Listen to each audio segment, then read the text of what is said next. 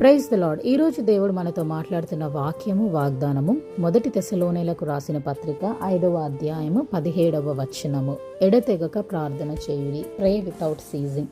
ఇది మనందరికీ తెలిసిన వాక్యమే, నోటెడ్ వర్సే. కానీ కొన్నిసార్లు మన జీవితంలో, మన ప్రార్థన జీవితంలో మనం కోల్పోతూ ఉంటాం అన్నమాట. పడిపోతూ ఉంటాము, గివప్ చేస్తూ ఉంటాం. శోధనల వల్ల కానీ, బాధల వల్ల కానీ, రోగముల వల్ల కానీ దేవుడికి మనం దూరం అయిపోతూ ఉంటాం. కానీ వాక్యం సెలవిస్తుంది, ఎడతెగక ప్రార్థన చేయాలంట, వితౌట్ సీజింగ్. ప్రార్థించు వారి ఎడల దేవుని కృప అధికంగా ఉంటుందని వాక్యం సెలవిస్తుంది.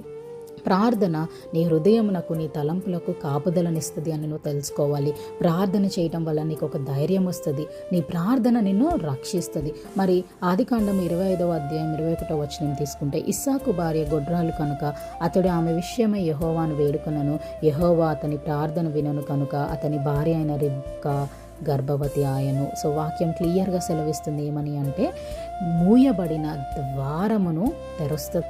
కాబట్టి ఎలాంటి సమస్య నుండైనా విడుదలనిస్తుంది. ప్రార్థన గొప్ప సమస్యలో నుండి విడిపిస్తుంది. ప్రార్థన మన క్షేమ స్థితిని రెండంతలుగా చేస్తుంది. దానియేలు ప్రార్థించాడు, దేవా నువ్వు నన్ను రక్షించు, కాపాడు అని ప్రార్థించాడు.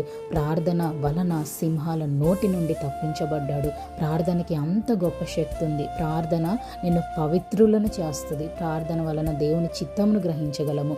ఎలాంటి సాతాను శోధననైనా జయించగల శక్తిని దేవుడిస్తాడు. ప్రార్థన అనేది ఒక communication between God and you. నువ్వు దేవుడితో ఎంత సమయాన్ని గడుపుతావో, దేవుడితో నువ్వు ఎంతసేపు మాట్లాడతావో, నీ సమస్యలన్నిటినీ తీర్చగల గొప్ప శక్తి దేవుడికి ఉంది.